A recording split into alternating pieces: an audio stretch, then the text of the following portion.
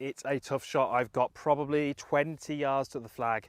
However, 15, 16, 70 maybe yards of that is this bunker, and then I don't have a lot of green to work with. Really, if I'm going to try and go for that flag, I really need to play an aerial shot which lands pretty soft and doesn't have a lot of roll.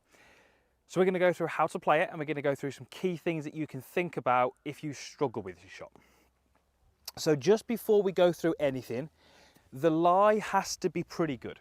If the lie is poor, we really don't have the option of going through the air. So you're going to have to try and play a little bit safer, except that you're going to be maybe 15, 20 feet away. But let's say the lie's good.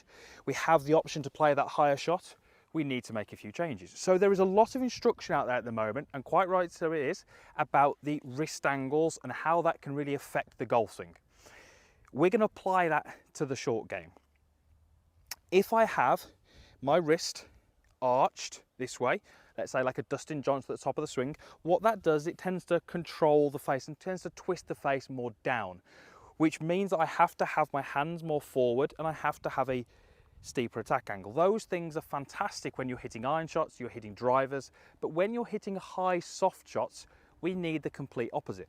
So what I actually want you to focus on here would be, I'm going to open the club face a little bit at address, so I'm going to add a bit of loft to that golf club. I've already got my 58 degree, but as I say, I'm going to add a little bit of loft, and when I set up, I'm going to feel like my hands are in line with the ball. Now when that happens, you'll notice that I've already set a little bit of arch, a little bit of cupping in my lead wrist. What I want to make sure in the golf swing is that that is maintained. So at this point here, I still feel I've got that cup in that lead wrist. What that's going to mean is that the club face points back towards me. Now, if I arch my wrist, you'll notice that that's affected the club face position. I've effectively de-lofted that club. So if I pivot now, I can hit that ball nicely and I can hit cleanly, but you'll notice where my hands are, they're excessively forward. That ball's going to go into the green, but on a lower trajectory than I desire. So here's what we're going to do. We're going to set up with some cup in that wrist. We're going to maintain that cup in the wrist. And then I'm going to really feel like through impact, using my right hand, I'm going to throw the club head past my hands. And as I come through, I'm going to still maintain some of that cup in that wrist. It needs to be practiced. Absolutely. Because the cupping of the wrist keeps the loft on the golf club. I then need to make sure that I'm releasing the club accordingly to make sure that ball doesn't go excessively off to the right. So wrist angles, so important for your driver swing, so important for your full swing, but also important for your short game. Understanding how we change the angles of the wrists and how that relates to the club face can be massively important in your development as a golfer. Better hit one. Not a lot of green to work with.